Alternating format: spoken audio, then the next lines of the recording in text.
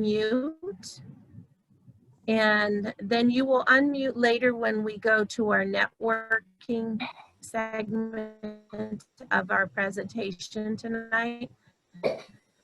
That way we're not distracted by any background noises that your household may have. Thank you for coming. And then Jeannie, you're just going to tell me when to advance the slides and I will for you. Okay. Thank you for signing up. It looks like we have a great big crowd and we're recording this tonight so that we can share with even more sisters. I wanted to share that I'm Phyllis Robinette and I am from Colorado ADA chapter. I am the current president of ADA. I'm also the Colorado vice president for membership. And this training came about because when collecting all of the Colorado CNA reports, there were 3 major findings from that report that we found out. We found out, of course, that Colorado chapters are concerned. That is always going to be something that we always aspire to in our organization.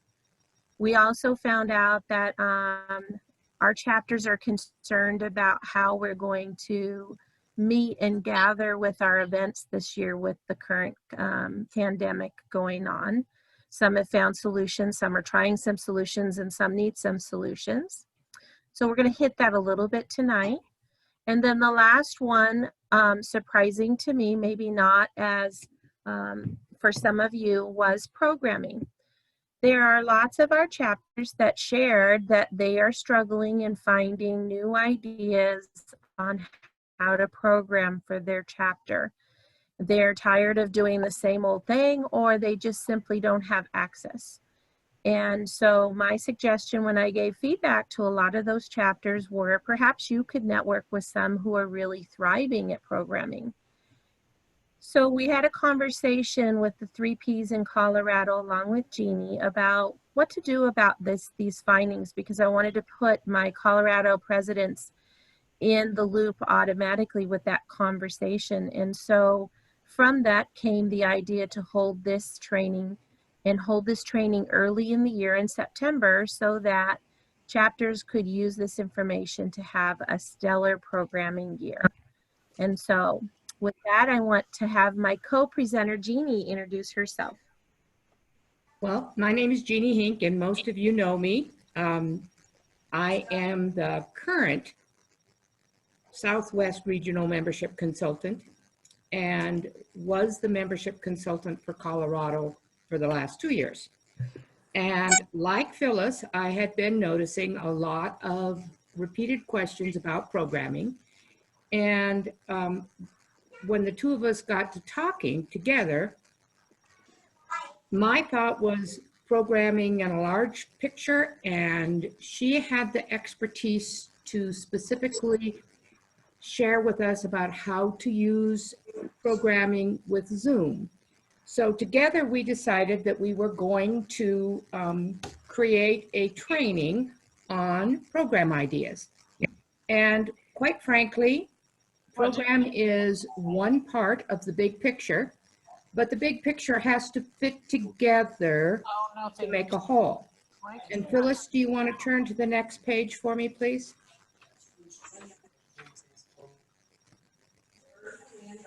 There we go. Phyllis and I thought we would like very much for you to introduce yourself, but we want you to introduce yourself using chat.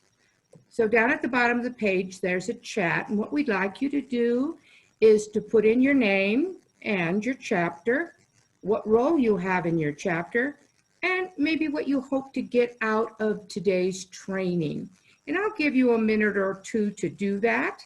So just go down to chat on the bottom and click on that, and you will get a window where you can type in your thoughts. Be sure and include your name.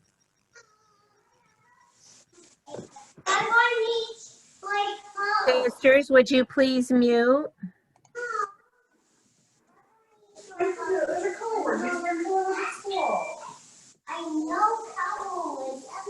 Hi, Marcy.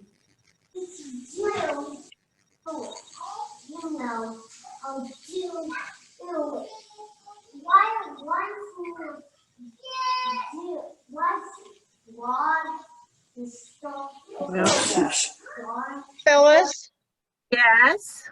I'm having trouble getting into chat.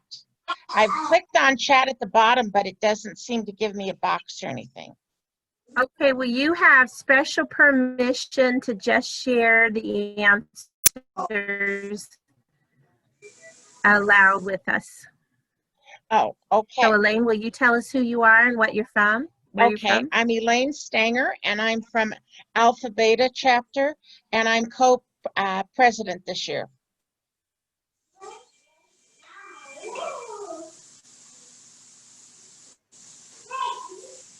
You ladies continue to, We see lots of different roles. right. While you ladies continue to introduce yourself, I'm going to go ahead and get started on the next slide.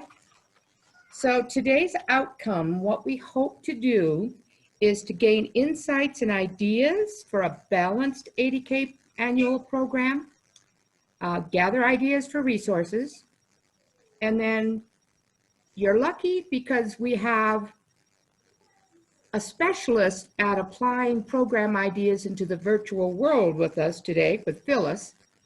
And then we're going to network with Colorado Sisters for additional connections and resources. And that's what we hope that you gain from today's sessions. So we're going to go ahead and get started while the names keep coming in, because I keep seeing new people signing in and registering with their names. But I want to keep us kind of on track and keep us timely.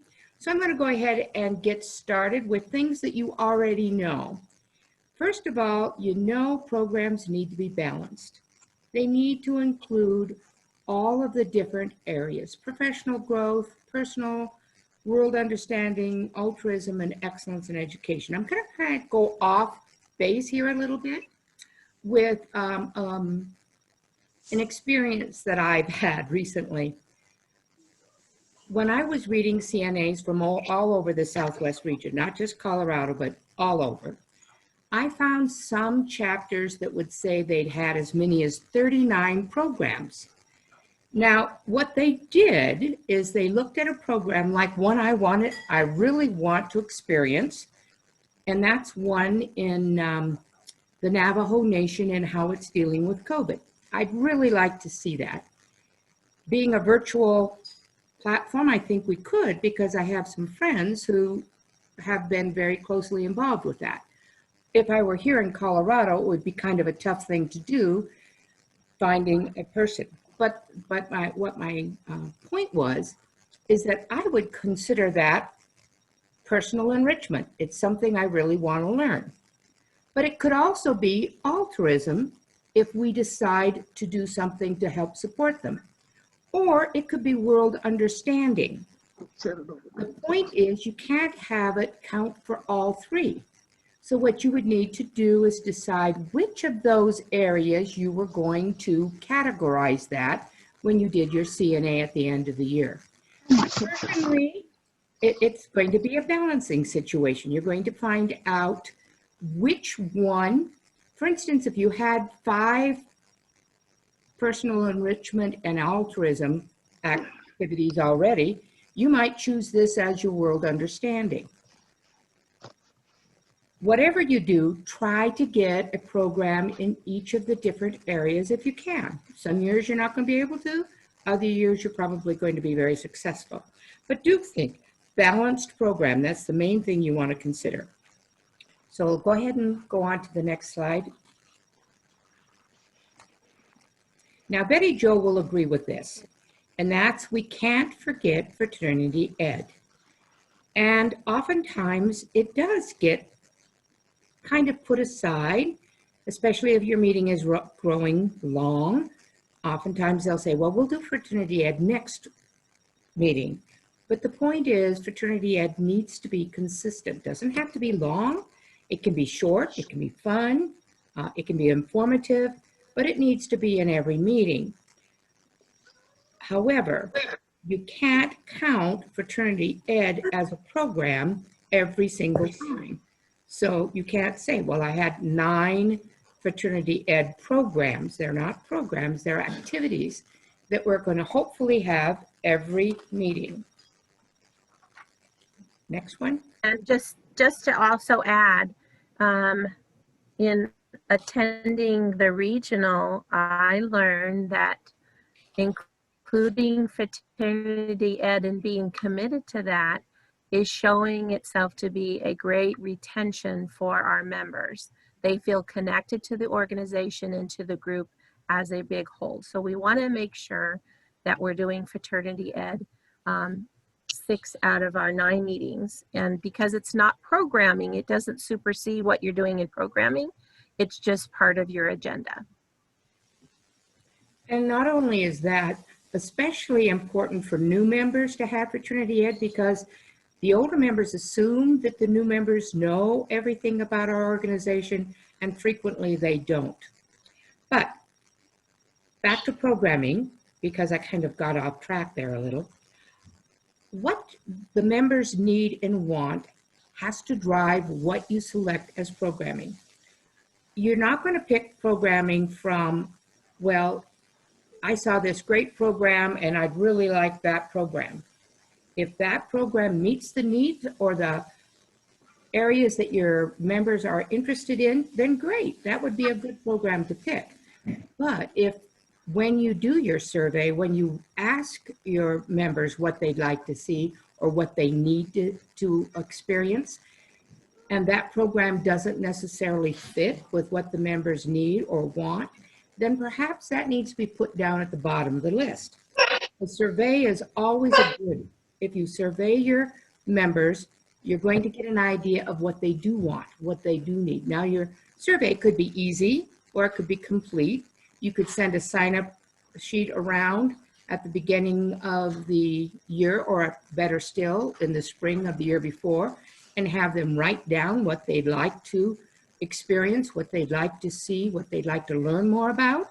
Or it can be more complex. There are different kinds of surveys. Your MDM has some surveys, and you can download that MDM from the international website, and it will give you a lot of ideas on program, as well as many other ideas. But do look at your MDM, because quite frankly, it's a wonderful resource, and we oftentimes forget that it's there, but it's at a fingertip. All you have to do is click on the website, go to membership, and go down to the membership development manual. Okay, next one, please. And this year, when I surveyed my chapter, I decided to use a Google form so that I had those results instantly. It was really easy to email, and we didn't have to do a paper trail and count everything and disseminate it. It's so easy to do it when you do it electronically. And that's a great survey tool. Now, where do you find presenters? After you've gotten your list of all the activities that you want, then the easiest way, of course, is to ask your members if anybody knows someone who has a connection to that field. That's great. If you can find a member that is connected, large chapters have a little bit better chance of finding somebody. Smaller chapters, maybe not so much. If you can't find them with a personal contact, go to the schools, go to the libraries, check at the universities, bulletin boards, newspapers. Local government agencies are great sources. An example of that is a couple years ago, I really was interested in doing a fire mitigation program. Here in Colorado, that's never really as addressed as well as it could be. And I would like to do a fire mitigation program. And my first thought, of course, was, oh, I know a company that comes and fire mitigates. They do it at my house. But one of our members' husband was a fireman. And she said, there's a whole department that's all they do is wildfires and wildland fires. And they do have a whole educational program. So we went to the fire department, went through them, and had a terrific program presented to us on that idea. Altruistic organizations are wonderful. I don't know of a single altruistic organization that won't do a presentation. We've had the Pioneer Museum do one. We've had, let's see, we've had Ronald McDonald House do one. Just about any altruistic organization. Phyllis, what was the one that you had come for October last year? I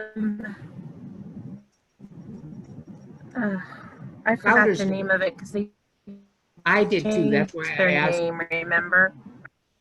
But those, Yes, I remember, but the organization changed their, I think. oh, they did. Anyway, change but we've had CASACOM. Yeah. You're right. I think altruistic organizations are really easy, especially when, you know, you're going to donate to them also when they come. So that always helps. Professional organizations, of course, are always good. We've gotten some excellent programs, especially for excellence in education. And of course, you can use the internet. That would be my last choice. But there are so many places to look to get ideas. And of course, your sisters in other chapters. What programs have you seen? What does that fit any of the categories that we want to cover? Okay, let's go ahead. The next thing to know is that presentations need to be to fit within the time frame that you have. If you have a tight time frame, you're going to need to set a time amount that's going to be realistic. 20 minutes is good. 30 minutes, if you have a 2-hour program and your meetings are going to be 2 hours long, you might have an issue. So what you have to do is tell your presenter ahead of time exactly how much time they're going to be allotted. If they have a good handle on how much time they have, they can design their presentation for the amount of time you have. If you don't do that, sometimes you can get your meetings to stretch out longer than either you or your members would enjoy. I believe that the presentations are best at the beginning because that allows your presenter to come in before the program, set everything up, be ready to go, and then when they're finished, they can leave. And we always do some kind of a thank you to our presenters either at that time or send something to them just because they've donated their time. Phyllis, you want to go on to the next one? The thing that I notice is that sometimes it's left to the president to do it, but we're a team. Everybody needs to be working together.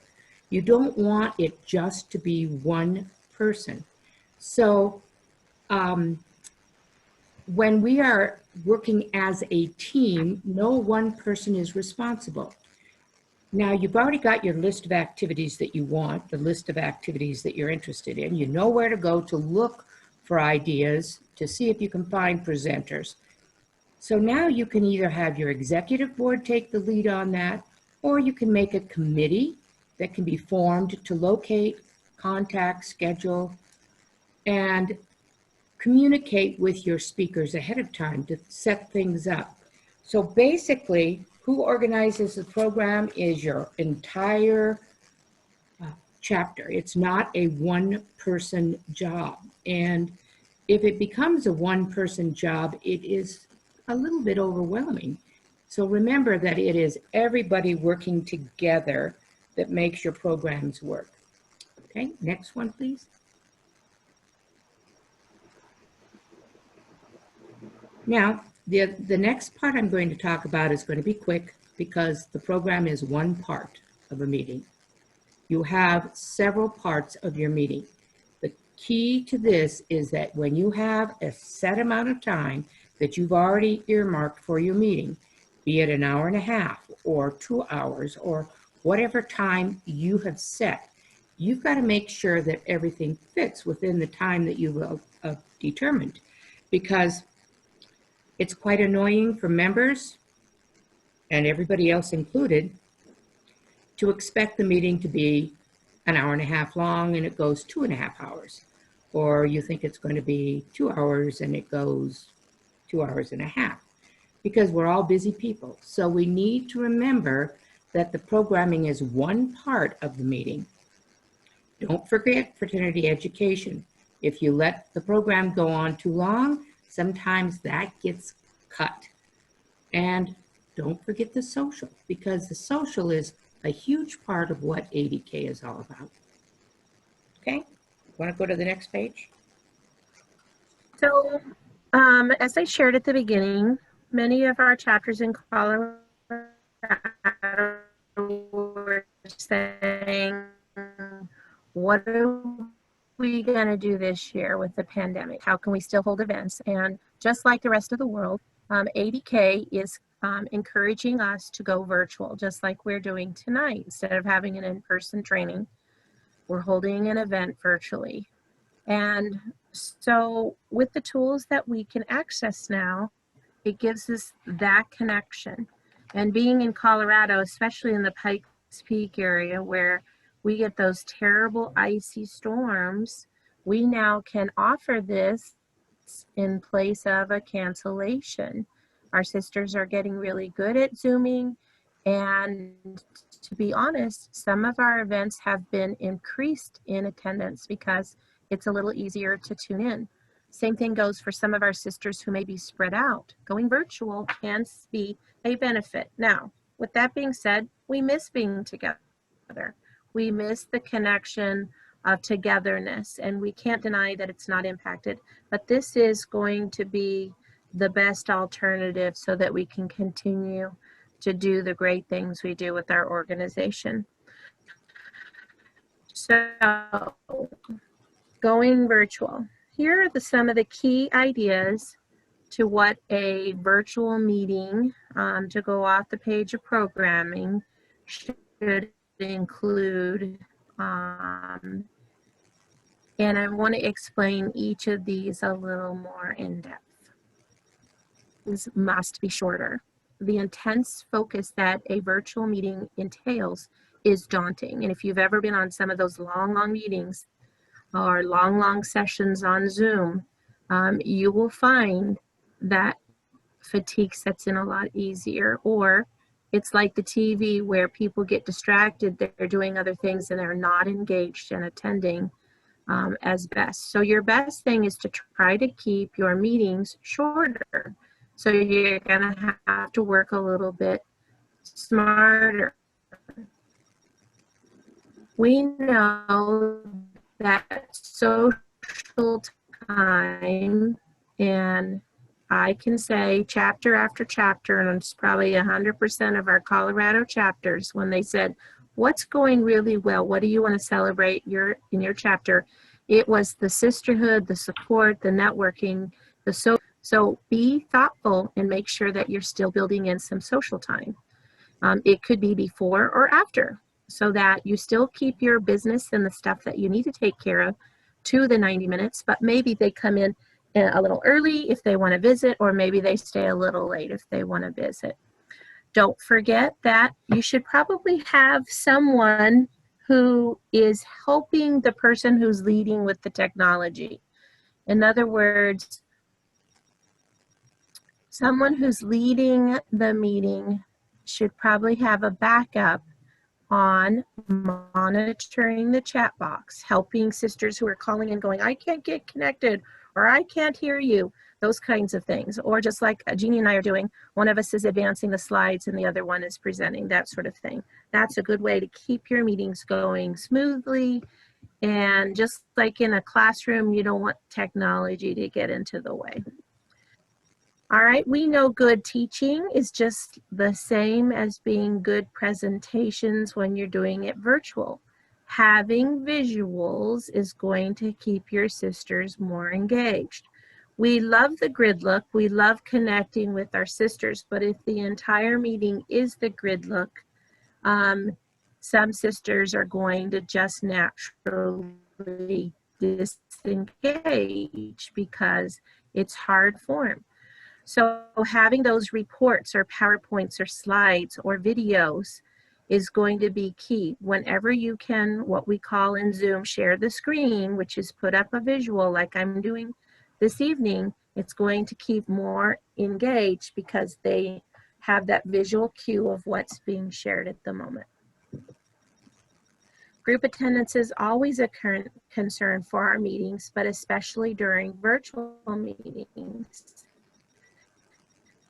Your chapter should have a plan of how can we still engage all of our sisters to attend, especially if they're not comfortable with technology. So having a buddy system or small groups that do Zoom together in one place, if they feel safe to do that, and 2 or 3 of them log in together in one facility to the meeting, that might make them feel a little more connected. All right, voting. This gets a little tricky if you have some special business to do on a Zoom platform. International has given us permission to do electronic voting and to hold business virtually. What gets tricky is really monitoring parliamentary procedure. Now, most of our chapters are not that particular with how we do parliamentary procedure, and it should go all right. But know that there are things in Zoom to help you. You can do the old-fashioned way and put up the grid and people vote by putting a hand up by the camera. You could do things in the chat boxes, and Zoom has added some new buttons with thumbs up and thumbs down that will help with secret voting also.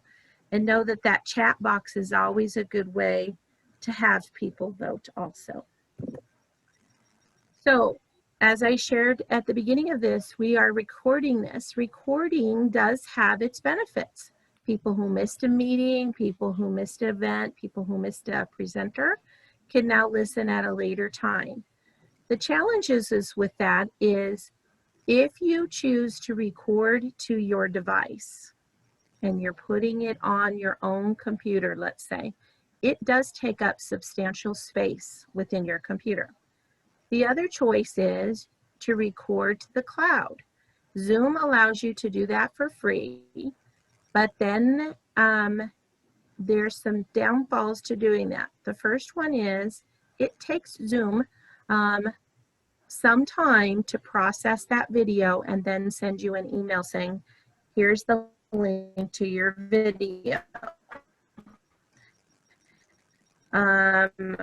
I just read, and because of COVID, they were far behind. They said anywhere from 24 to 72 hours before you'd actually get the cloud. If you do record to the cloud, and I'm choosing to do that tonight, I'm recording it to the Zoom cloud. Once I get that notification in my email, I now have 30 days to then either view it and discard it or download it so that I save it to another platform in which I'm not using up all of the space on my laptop. That's what I will be doing, is converting it and putting it in a YouTube platform so that people can view it that way. So there are benefits to recording. I would say in a general way, you probably don't need to record your meetings unless you want to record perhaps the program section of your meeting.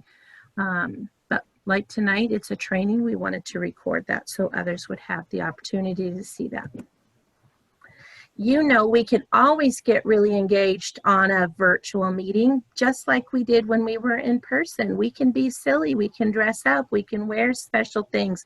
We can have a theme where we're all doing something special, or we have something special to show on camera. Maybe we have pet night with our Zoom session with our sisters, and everybody gets to do a little show and tell with their pets, just like we were doing teaching. So get creative, sisters. It's always very fun to do that. All right, we have something special we're going to do tonight because Jeannie and I don't have all the answers. And when reading the CNAs from Colorado, there were some chapters who did excellent programming.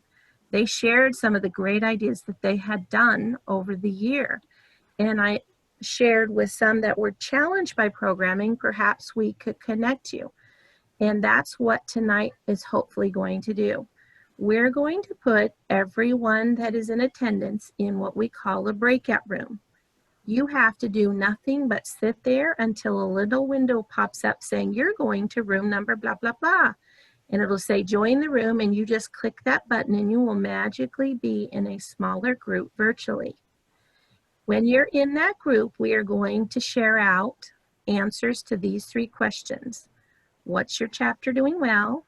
What's a challenge for your chapter? And how will you hold your meetings this year? Because we want to talk about, are you going fully virtual? Are some of you going hybrid is what we talk about in schools, where some are going to be virtual and some are going to be in person? Or are you totally in person and you guys have figured out how to do that safely? So we're going to capture these ideas on a Google Doc. We do have some facilitators who will be leading these breakout sessions. Thank you to Sarah Hellman, Marcy Cochran, and Jeannie, who are going to be facilitating those rooms and writing down your ideas onto a shared document. That document will be memorialized as soon as we get off of this training tonight and emailed to you tonight, so you will have tons of ideas from all your sisters around who are attending this session. So I'm going to break you up into groups now. If you will wait just a second, you will see magically that I am putting you in a room. You will have about 15 minutes to do your breakout and reflect on these sessions.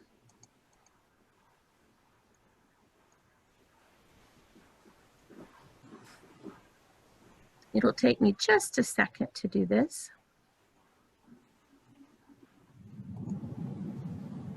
Hi, baby boy.